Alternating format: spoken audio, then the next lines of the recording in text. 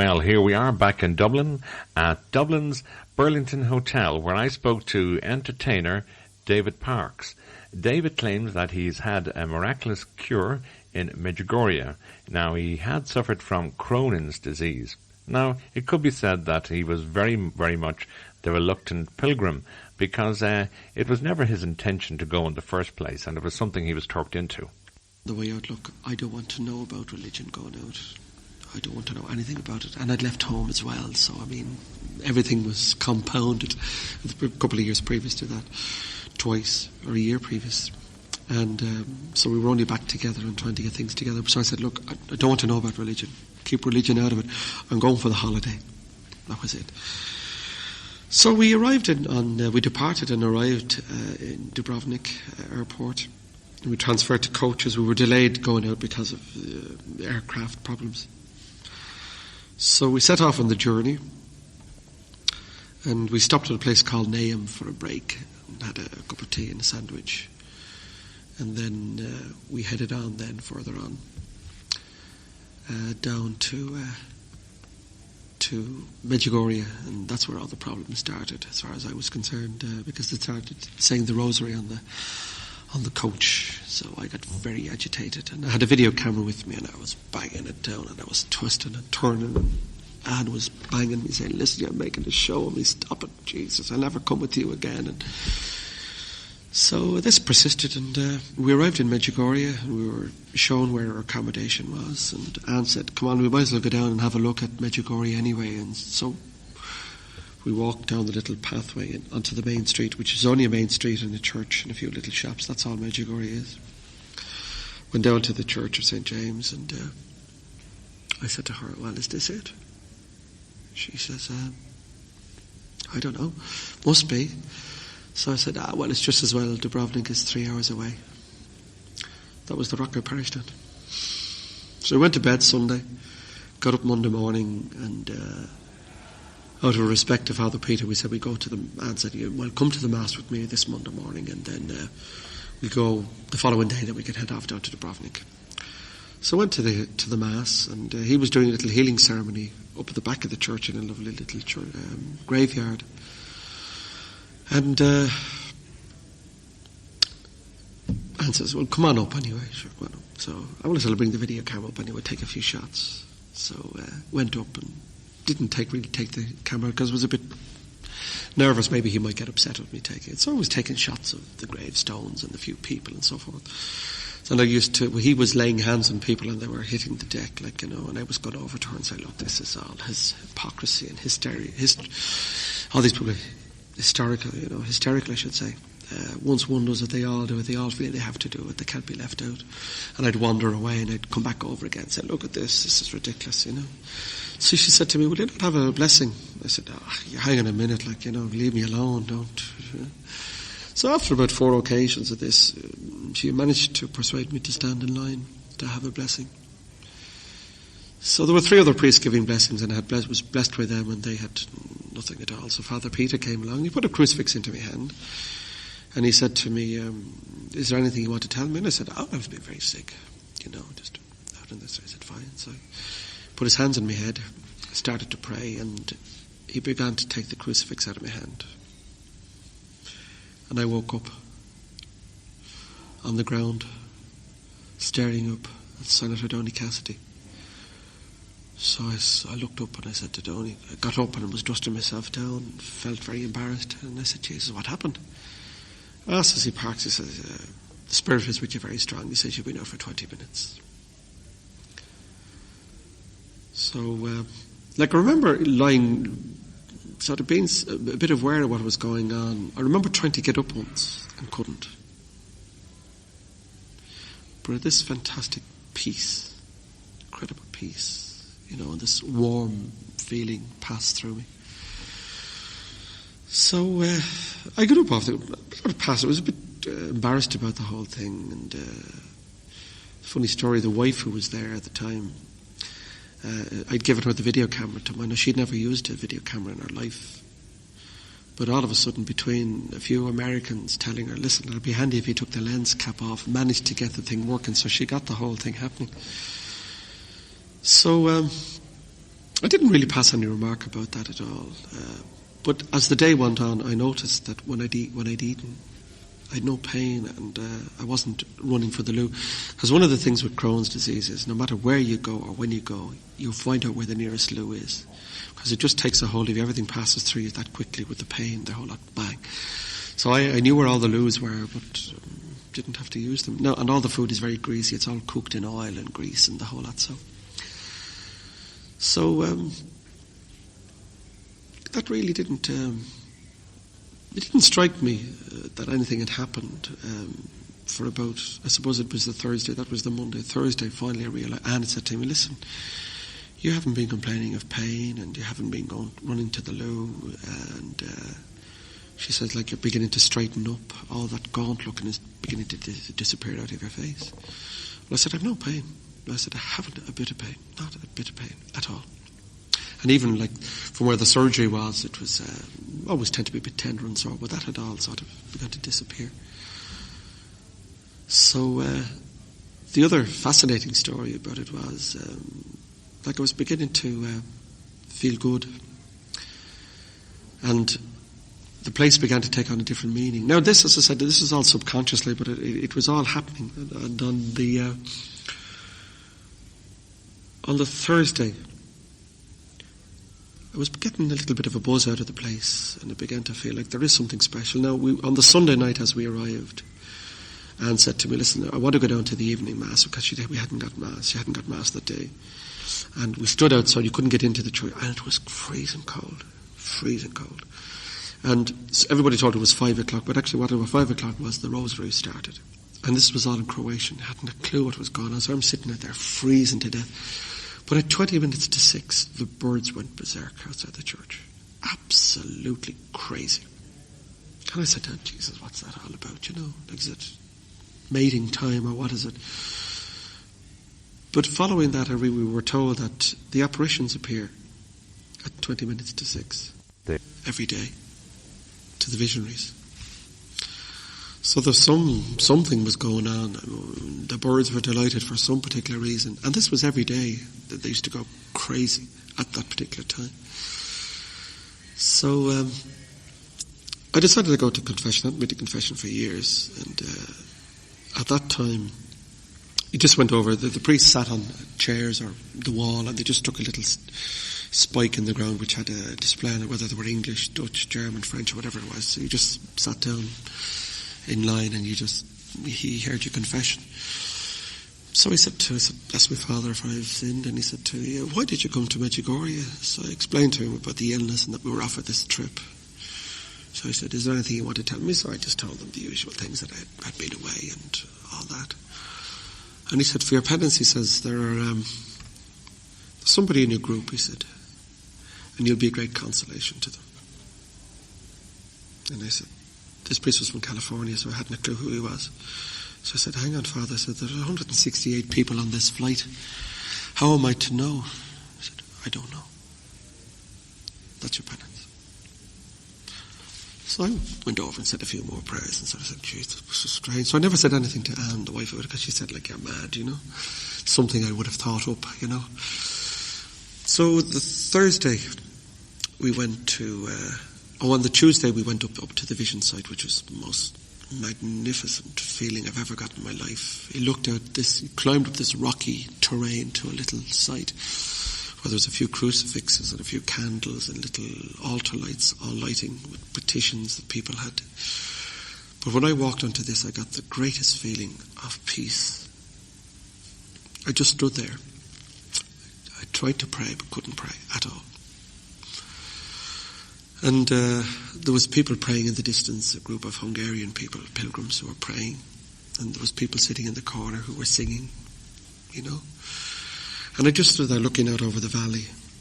And Anne became a bit conscious of maybe we were too long up there. So she came over to me and she said, come on, we go on down. You're probably a bit bored here. So I said, no, I said, I'm not. So I put my arms around her. And I held her into me, and I apologised to her for all the hurt that I had and for leaving her and all that. And I started to cry uncontrollably. and she started to cry as well. So we just held one another there for about 5 minutes, cried in one another's arms. So we sort of said together, well, we'll head down. So we headed down, and that was the end of that day. The thing about it was, even if I never had a physical healing, the spiritual healing there would have been probably more important to me. Yeah. Because like all the anxieties that I had were gone. Yeah. You know. You described the churchyard very well, and I saw myself there because with the video camera, and I saw myself actually in your case, because I would be saying, for goodness sake, and I'd be with the camera, and I'd be like this, and I won't point on because it wouldn't be right. Yeah, maybe he might be. Yeah, he mightn't even like though it. I don't believe on that. Right. Yeah. Just let a bit of respect for the man. I'm not going to wander around, and I'd have to be coaxed with you. Yeah. And I would be going up maybe with half smear to my face or whatever. Yeah. Well, I stood in line there, and as I said, sort of saying, well, no, But was another one, Right, and this Father Peter was the Father man. Peter Rookie, Yeah, now, great powers of healing. Now, how did it happen that you were in a line? Did you go to him? Or No, he used to. Worked? The other priests would lay their hands on as well. You see, and some people would. The four of them took it. There was such a big gathering, and with Father Peter, he's renowned for his healing powers. And once became known in Medjugorje that Father Peter was there. All national Americans, he's very well known, American, Germans, and the whole. They would all go up to him because of his powers of healing, and. I stood in line, the other priest blessed me, but I said, sure, I might as well, because she can't say to me, listen, why don't you go and get Father at another day? So I was determined I was going to get all this out of the way the first day so we could head off tomorrow. We were going down to Dubrovnik. Yes. As I said, this religion lark was, taboo was the birds, But it was when you knelt down before. So when I stood in front of him, you just stand in front of him, Yeah. And really nothing was probably going through your mind, really, when you think about it, because when... I was sort of saying, look, the sooner the better he does this, and I can get out of here. Right. That's exactly what I was thinking. Okay. So he came along, he put the crucifix in my hands. Yeah. And he just said to me, as I said, do you want to tell me anything? And I just said, you I'm after being very ill. I've had 2 major operations in the last couple of months. And that was it. So he started to pray. He put his hands on my head and started to say his prayer. And then I remember him going to take the crucifix out of my hand. And that's when you, next thing I remember, you woke up lying it. Yeah, but when I was conscious of, I remember when I was on the ground, I was conscious of sort of people being around me. I was conscious of prayer. Yeah. And this great feeling of warmth passing through me. It wasn't but somebody distressed on the ground. Oh God, no. Oh, there was great peace. I mean, it's very hard to describe the feeling. Like you really, there was a peace there that you didn't want to get up. Yeah. Once I tried the first time to get up, yeah. You felt that there was something keeping it there. You're not going to get up until you're good and ready to get up. Yeah. And there's no pressure. You have peace of mind. There's nothing really there to worry about. Just like somebody putting you into a totally relaxed state. Yeah. Well, how did you feel then when you did get up? And because you had been saying, look at these people are falling down, and here you are, one of them. Yeah, you see, I got up, and I was embarrassed. Yeah, you brushed yourself down. Because I don't know what happened. Yeah. And I said to Donny, Don, what happened? And he said, the Spirit has been with you, it's very strong. He said, you've been there for 20 minutes. But I never thought about it after it. I never sort of said, I sort of felt, it's strange, even to this day, I've never thought about the question you just asked. I've never thought about that. Never. Just to talk about your own religion and so on, you probably represent, I'd say, an awful lot of people, men anyway. I think religion in Ireland, Catholic religion anyway, is kind of practiced very much by the women, and we go to the motions. The men tend to go to the motions without the same fervour and so on. Yeah. And in recent times, somebody of your own age and so on would form definite ideas and so on, and would switch off. Yeah. If it didn't suit them, or if you didn't feel anything for it, you tend to be a little bit more honest than probably generations before you. Yeah. And I said, absolutely not. Yeah. So could you categorise your atheism, if you like? Yeah, well, I suppose it was the normal Catholic, as they would say. You went to Mass on the Sunday out of what's the word I'm looking for? Out of duty, that's the exact word, out of duty. And continued it because of the children, obviously. You'd be trying to, it was the done thing. You bring the kiddies along, hoping that whatever they'll get out of life, what they will take out of it. But then I went through a bad patch. I said I hadn't been to Mass for about 4 years or thereabouts, and purely because of the domestic problem, I'd left home and that, so I probably felt, well, it wouldn't be right to go back after that. And life wasn't terribly good to you, really, I suppose, and you're an element of that, maybe. No, I was just a very mixed up sort of person, anxious, and I have a son. My eldest son has cystic fibrosis, and that was probably playing on my mind as well. A lot of pressure. I wasn't the type of person who used to who would worry. Well, I don't think I never gave the impression of a person that worries, and I probably did subconsciously. So I was probably didn't help. But I suppose the illness along the way didn't help. Like I was trying to do the music full time, and you'd be working, and then you'd be out for 6 months, and you'd be back in. So I had a lot of interruptions. Yeah. So there would have been a lot of not drastic financial pressures, but you were very conscious of where the next penny was going to come from, and that type of thing. So I suppose unconsciously they were all there, and these all contributed to many different things. Right. Well, I think it would be fair to say that you were like an awful lot of people at your age. I would be ordinary, very, very ordinary. I mean, there's nothing exceptional about me at all. I'm a very, very genuine, ordinary person. Not genuine, ordinary. When, at what stage did you begin to realise that when you weren't looking for the nearest loo, or, and doing the things that you'd normally do with your condition, when did this come? What kind of at what stage did it dawn on you that something had happened? I think it was the Friday. We were due home on the Saturday to leave, and the Friday, my wife said it to me. She said, there's a huge improvement in you. You're dead straight. I haven't heard you complain, and you haven't been running to the loo. Yeah. I just said I would go to the loo about anything up to 8 to 10 times. Yeah. And if I'd eat, at least 3 times immediately after you'd eat. Yes. And you would be racked with pain. Yeah. Dreadful. Was it a bit like a toothache? Tremendous pain when we have it, but when it's gone, we forget what it's like. That's right. Yeah. As I said, I wasn't looking for. I've been the last person going out on that plane that you would sort of say, well, look, I want a miracle. I wasn't looking for it. I mean, it didn't bother me. I wasn't interested in the religion element of it at all. So, I wasn't looking for anything. Well, I can certainly understand that, since you have that experience of Yugoslavia, and since it was Yugoslavia, and all the elements were there for you to go. That's right. You know what I mean? So that's quite understandable in that sense. Just continue on about the next few days. Was it on the Friday, I think, then that you met, or that when you met that person, the penance, where you met this woman and her daughter, that was and so on? The daughter wasn't there, but that was the Thursday. Herself and her husband were over, and they were more or less doing the pilgrimage, if you like. That's right, for her. That's right. And did at that stage did it say, well, this is what the priest was talking about? Well, I said, you just assume it was? No, I didn't. Well, actually, when they went, you see, it was about 2 or 2.5 hours chatting to them, and they went, and I just said to Anne, I said, you're not going to believe this. But I said, when I went to confession on Tuesday, the priest told me that would happen. And she said, I'm not the type of person who, as I said, for her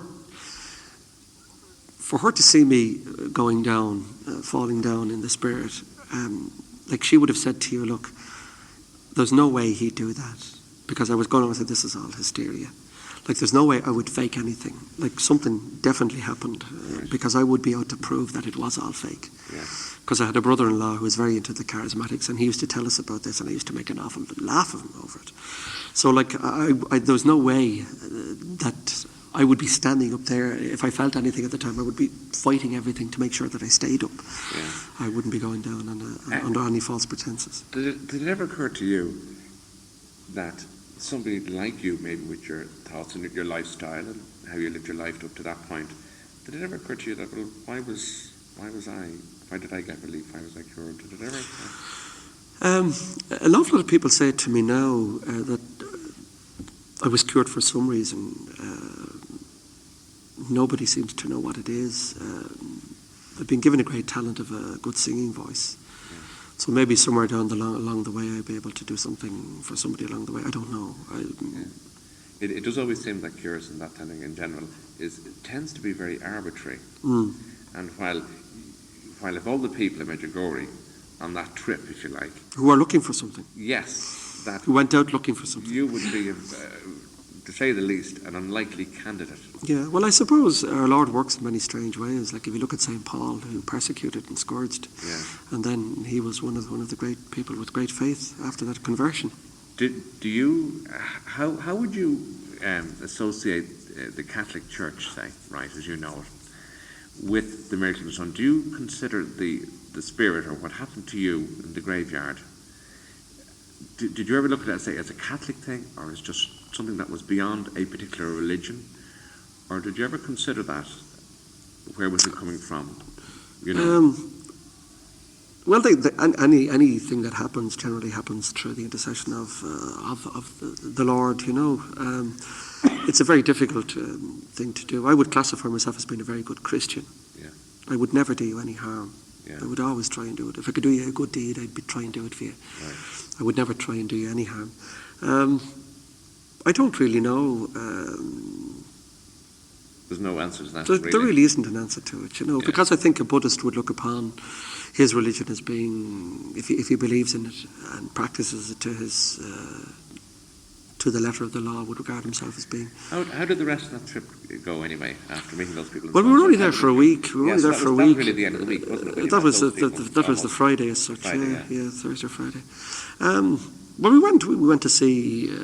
We did a lot of climbing. We climbed the Vision Hill many times, and we climbed Krisovac, which is the mountain again where a lot of pilgrims climb as a form of penance. We climbed that, and again, as I said, like for me to do that was a great feat, because I was very weak. Even though it was 2 months, nearly 3 months after the operation, things hadn't been good for me before that. So I mean, I was still recovering, so and even to do it. Well, I was doing things that really you would only do in the best of your health, really, you know. Yeah. As the days went on, I was the one who wanted to get up to the church for Mass in the evening. I wanted to be there for the Rosary. I used to go up early, as I said, 5 o'clock the Rosary would start, and then you would have the Mass at 6. But it was all in Croatian. Yeah. So, for me to want to get up there early, we would go up there maybe 4:30, 4:45 to get a seat. And then as soon as the place would get full, I would step out of the seat to give it to an older person. So I used to stand, but I used to go up to get a seat early. Yeah. So it became me wanting to be there. Yeah. I was getting something out of it. I did realise that it was a very, very special place. And there were apparitions going on. I mean, there's no doubt in my mind. I mean, what used to happen at 20 to 6 was just out of this world, you know. Yeah. Did Anne ever say to you, you know, this is not like you, Dave? Oh, she did, yeah. We rang home, I think again on the Friday. We rang home. There were no telephones in Medjugorje, but the week we were there, they had installed the first international links. So you used to go to a kiosk and you got these little tokens and you put them in. Yeah. So we rang home to see how the kiddies were. The kids were staying with Anne's sister.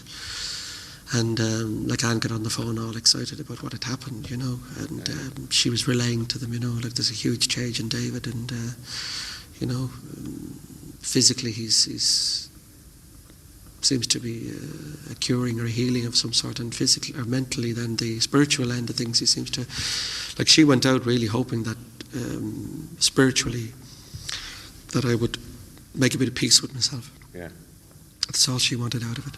Yeah.